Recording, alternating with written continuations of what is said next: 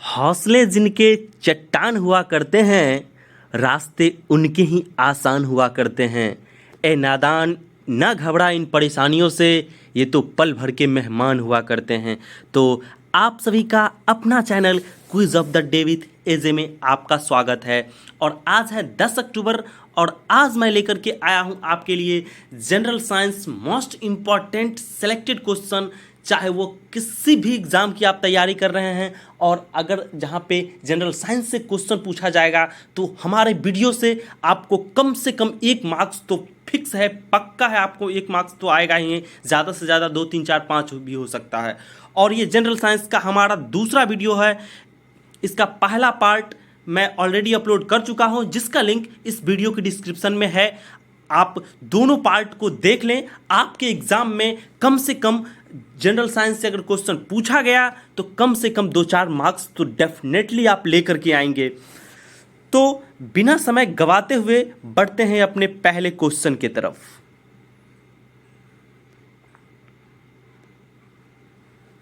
हमारा पहला क्वेश्चन है, the axis of rotation of the earth is tilted by approximately dash degree. मतलब पृथ्वी जो है घूर्णन के धुरी पर अक्ष पे कितना डिग्री झुकी हुई है। Option A 22.44, option B 23.44, option C 24.44, option D 25.44। तो इसका जो राइट आंसर हो जाएगा वो हो जाएगा 23.44। ठीक है। आप ग्लोब में भी देखते होंगे कि पृथ्वी का जो वो सिंबल ग्लोब है उसमें भी थोड़ा वो झुका हुआ है अपने एक्सिस से। तो कितना डिग्री झुका हुआ है वही इम्पॉर्टेंट है, एग्जाम में आता है। तो यहाँ पे हम एक बार फिगर के माध्यम से एक बार देख लेते हैं, जो कि आपके दिमाग में बैठ जाएगा ये इमेज। यहाँ आप देख रहे हैं कि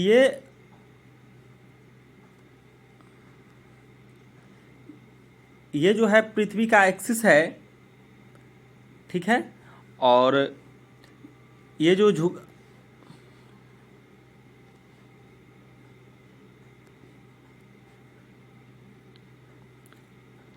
ये 23.44 डिग्री झुका हुआ है अपने एक्सिस से। ओके, तो बढ़ते हैं अगले क्वेश्चन की तरफ। हमारा अगला क्वेश्चन है कि the most abundant element in the earth crust. अब यहाँ ध्यान देने योग्य वाली बातें हैं कि यहाँ पे एलिमेंट पूछ रहा है, ठीक है। हिंदी में तत्व। जब पृथ्वी पर सबसे ज़्यादा पाया जाने वाला तत्व कौन सा है पृथ्वी के परपटी पे, अर्थ क्रस्ट पे, तो option A oxygen, option B hydrogen, option C carbon dioxide, option D silicon. तो ध्यान देना है कि जब एलिमेंट पूछे, तत्व पूछे, तो वो है ऑक्सीजन। मेटल का हम दूसरे वीडियो में ऑलरेडी बता चुके हैं कि एल्युमिनियम होता है। सबसे ज़्यादा प्रचुर मात्रा में पाया जाने वाला धातु पूछेगा तो वहाँ एल्युमिनियम लगाना है।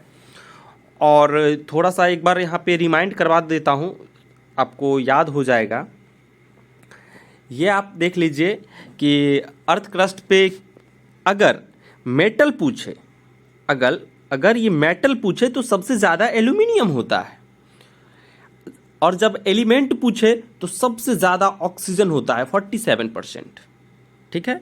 और वही क्वेश्चन में अगर आपसे पूछ दे कि सबसे ज़्यादा बेस कौन सा होता है, क्षारीय धातु कौन सा होता है, तो वो यहाँ आपको लगाना पड़ेगा कैल्शियम।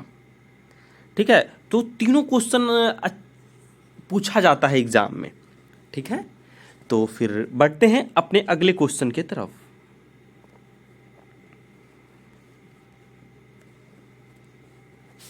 हमारा अगला क्वेश्चन है, deficiency of vitamin D results in. Vitamin D की कमी से कौन सा बीमारी होता है, कौन सा रोग होता है। ऑप्शन ए नाइट ब्लाइंडनेस, जिसको हिंदी में रतौंधी बोलते हैं, रात में नहीं दिखाई देता है। Option B rickets, option C scurvy और ऑप्शन डी हेयर फॉल।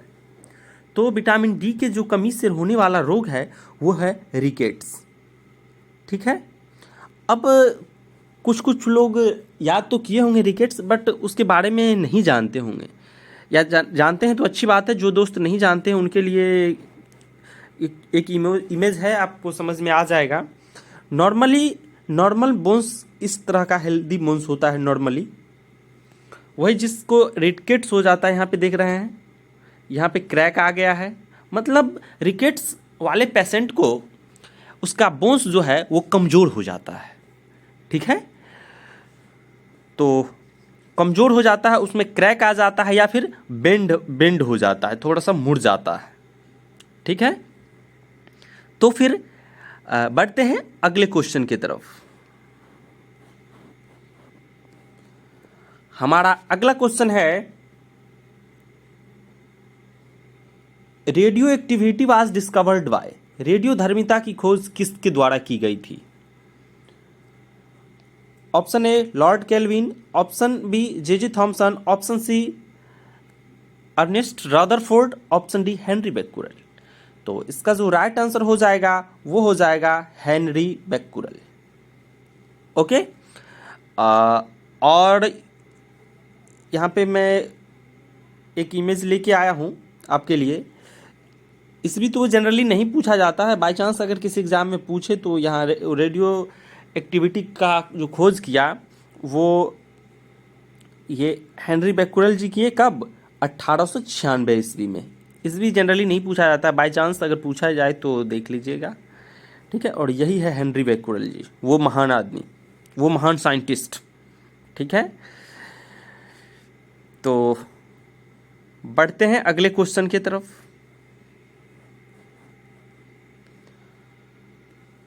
हमारा अगला क्वेश्चन है, सीएनजी स्टैंड्स फॉर, मतलब सीएनजी का फुल फॉर्म क्या होता है? सीएनजी का फुल फॉर्म क्या होता है? Option A converted natural gas, option B conduced natural gas, option C conducted natural gas, option D compressed natural gas. तो इसका जो राइट आंसर है वो है कंप्रेस्ड नेचुरल गैस। ठीक है, अब यहाँ पे एक इम्पॉर्टेंट बात मैं बता देना चाहता हूँ, जहाँ से क्वेश्चन एक और बन सकता है, किसी एग्ज़ाम में पूछा जा सकता है। पूछ देगा कि नेचुरल गैस में सीएनजी में मेनली सबसे ज़्यादा कौन सा होता है? ठीक है, तो सीएनजी में जो होता है कंप्रेस्ड नेचुरल गैस में 90% जो होता है वो मीथेन होता है। मतलब सीएनजी में सबसे ज़्यादा जो होता है वो होता है मीथेन परसेंटेज 90%। तो ये क्वेश्चन भी पूछा जा सकता है, कि पूछ देगा कि कंप्रेस्ड नेचुरल गैस में सबसे ज़्यादा कौन सा कंपोजिशन होता है, तो सबसे ज़्यादा कौन सा ऑर्गेनिक कंपाउंड होता है। ठीक है, तो फिर बढ़ते हैं अगले क्वेश्चन की तरफ।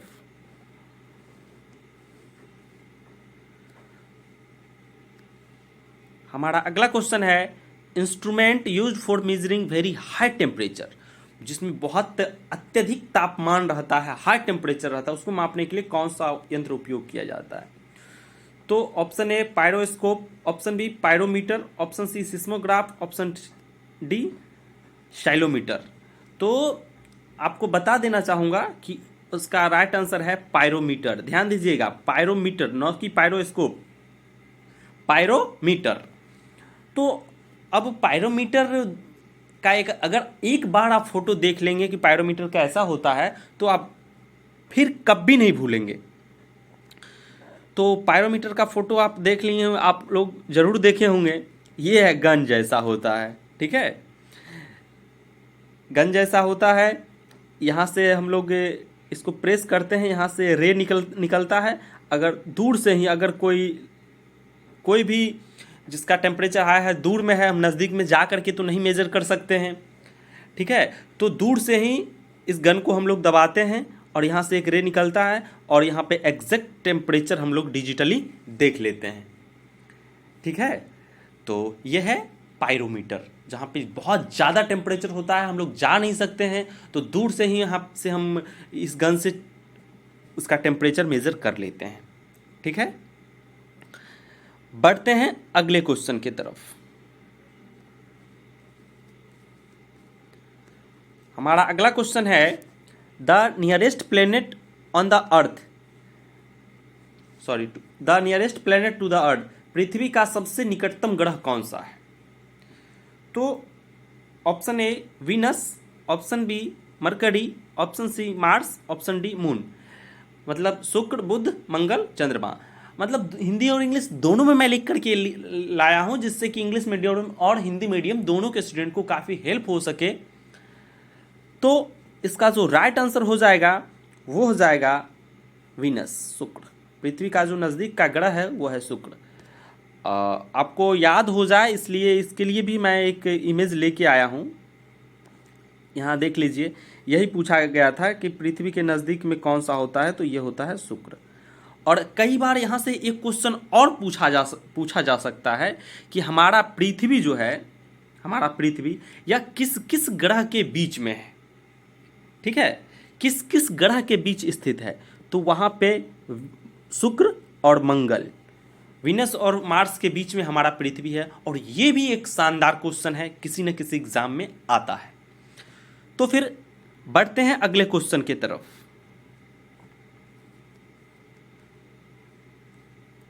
हमारा अगला क्वेश्चन है GPS is an abbreviation of. GPS का फुल फॉर्म क्या होता है? जीपीएस जो कि हम सब मोबाइल में यूज करते हैं, कहीं जाना हो, लोकेशन ट्रैक करते हैं, जीपीएस ऑन कर लेते हैं।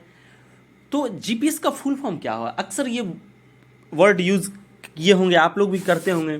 तो जीपीएस का full form option A global pulse system, option B global polysiliconium store, और option C global positioning system, और option D global position structure. तो इसका जो राइट आंसर हो जाएगा वो हो जाएगा ग्लोबल पोजीशनिंग सिस्टम। ओके, बढ़ते हैं अगले क्वेश्चन की तरफ।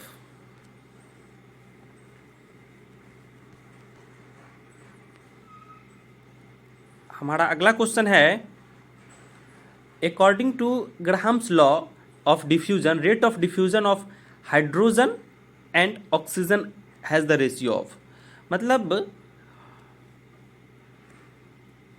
ग्राहम के विसरण नियम के अनुसार, ग्राहम के डिफ्यूजन लॉ के अकॉर्डिंग, उसमें हाइड्रोजन और ऑक्सीजन का जो रेशियो होता है वो कितना होता है, कितना होता है? तो इसका जो राइट आंसर है वो है सी, 4:1, 4:1, 4:1। मतलब अगर हाइड्रोजन जो है 4 मोल होगा, 4 ग्राम होगा, तो ऑक्सीजन जो है वह 1 मोल होगा, 1 ग्राम होगा। ठीक है, अगर ये 4 ग्राम होगा हाइड्रोजन तो ये होगा 1 ग्राम। ओके, तो बढ़ते हैं अगले क्वेश्चन की तरफ।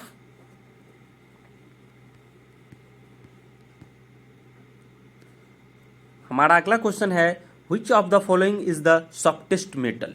सबसे सॉफ्ट मेटल कौन सा होता है, सबसे नरम धातु कौन सा होता है? Option A caesium, option B lead, option C gold, और ऑप्शन डी सिल्वर। तो इसका जो राइट आंसर हो जाएगा सीजियम। अगर ये हमारा वीडियो जो नहीं देख के जाएंगे जो, तो डेफिनेटली गोल्ड मार के चले आएंगे। ठीक है, इसलिए वीडियो को आप लोग ज़रूर देखिए। तो बढ़ते हैं अगले क्वेश्चन की तरफ। अगले क्वेश्चन पे बढ़ने से पहले आपको हम एक इमेज दिखा देते हैं जिससे कि आपको याद हो जाए। तो ये देख लीजिए, दुनिया का सबसे नरम धातु जो है सीजियम है। इमेज इसलिए लेके आया क्योंकि हमारा दिमाग का नेचर है, पिक्चर्स में जल्दी वो कैच करता है, जल्दी सेव कर लेता है अपने अंदर, और लॉन्ग टाइम के लिए डिलीट नहीं होता है वहाँ से। तो इसलिए मैं प्रयास ये रखता हूँ कि मैक्सिमम क्वेश्चन को आपको पिक्चर के माध्यम से बताऊँ, जिससे कि आपके सबकॉन्शियस माइंड में, आपके अवचेतन मन में वो बैठ जाए और एग्ज़ाम में आपसे गलत होने की संभावना कम हो। तो बढ़ते हैं अगले क्वेश्चन की तरफ। हमारा अगला क्वेश्चन है who established the concept of absolute zero temperature. परम शून्य ताप की अवधारणा को कौन एस्टेब्लिश किया, कौन स्थापित किया? Option A Louis Pasteur, option B Lord Kelvin, option C Germain Hess और option D William Henry Perkin. तो इसका जो राइट आंसर हो जाएगा लॉर्ड केल्विन। और यहाँ से एक पूछा जाने वाला बात ये भी है, पूछा जाने वाला क्वेश्चन कि ये थोड़ा एक बार देख लेते हैं।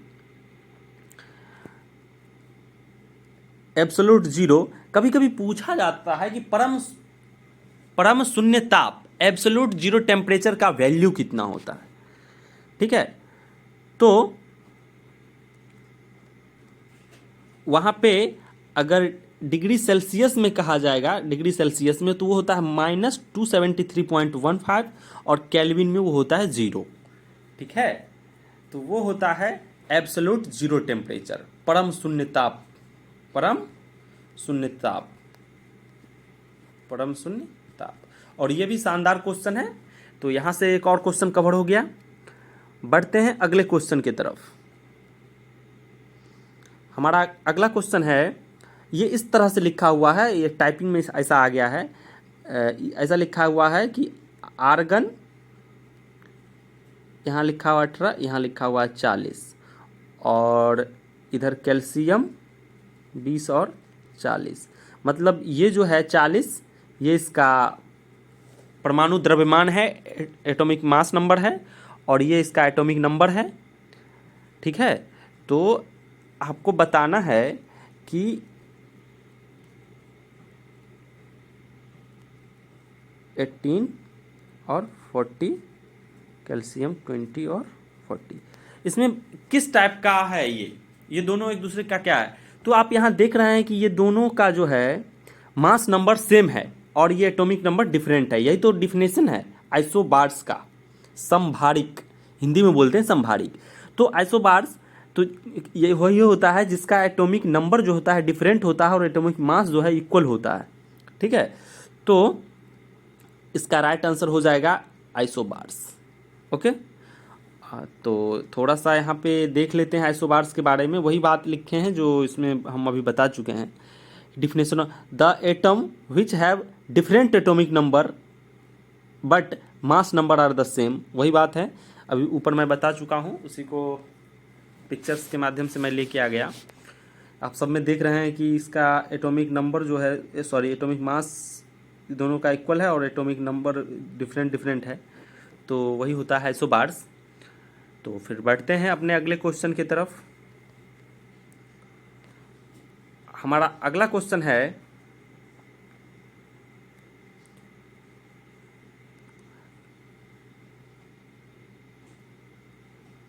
Yellow colour of urine is due to presence of, जो मूत्र का रंग होता है वो पीला होता है, किसके कारण होता है। Option A bile, option B lymph, option C urochrome और ऑप्शन डी कोलेस्ट्रॉल। तो इसका जो राइट आंसर हो जाएगा वो हो जाएगा यूरोक्रोम। ठीक है, उसमें एक पिगमेंट पाया जाता है यूरोक्रोम, जिसके वजह से जो है यूरिन का कलर जो है वो येलो होता है। ठीक है, तो इसको एक बार देख लेते हैं। यहाँ पे लिखा है coloured somewhat yellow due to pigment urochrome. Urochrome की वजह से जो है क्या होता है, यूरिन का कलर येलो टाइप का होता है। ठीक है, यहाँ से और पूछा जाने वाला बात यह है कि कभी कभी पूछ देगा कि यूरिन का पीएच जो है सो लगभग कितना होता है, तो नॉर्मली लगभग 6 होता है। ठीक है, अब बढ़ते हैं अगले क्वेश्चन की तरफ। अगला क्वेश्चन है हमारा,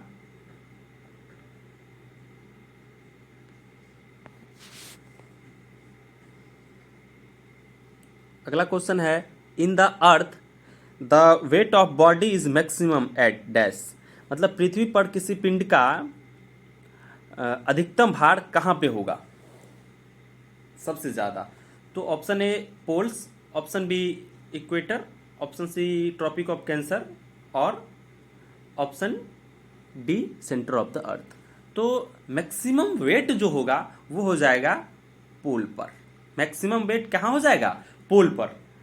और जब मिनिमम पूछेगा कि किसी भी पिंड का भार पृथ्वी पर मिनिमम कहाँ पे होगा, तो वो इक्वेटर पे होगा। 3 क्वेश्चन है यहाँ पे, 3 क्वेश्चन और पूछा जाता है एग्जाम में। जब मैक्सिमम कहेगा पोल पे, मिनिमम कहेगा इक्वेटर पे, और कहेगा कि कहाँ पे जीरो होता है, तो होता है सेंटर ऑफ अर्थ पे। ठीक है, तो बढ़ते हैं अगले क्वेश्चन की तरफ। हमारा अगला क्वेश्चन है,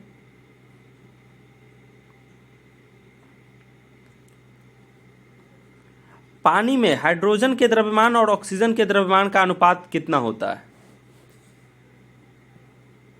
इसको इंग्लिश में कि the ratio of the mass of hydrogen to the mass of hydrogen in water is always. पानी में हाइड्रोजन और ऑक्सीजन का जो रेशियो होता है द्रव्यमान, उसका क्या रेशियो होता है। तो जनरली अगर थोड़ा सा चूक हुआ, बस गलती होने का यहाँ पे पूरा चांस होता है, क्योंकि याद होता है सबको H2O, तो 2 और 1 जो है मार के आ जाता है एग्ज़ाम में, लेकिन वो हो जाएगा रॉन्ग। ठीक है, क्योंकि यहाँ द्रव्यमान का रेशियो पूछा जा रहा है। ठीक है, तो हाइड्रोजन का जो द्रव्यमान होता है 1 होता है, और ऑक्सीजन का क्या होता है 16 होता है। ठीक है, लेकिन यहाँ और पानी में जो हाइड्रोजन होता है वो 2 होता है, मतलब 2 और 16, ये रेशियो इसका जो हो गया 1:8।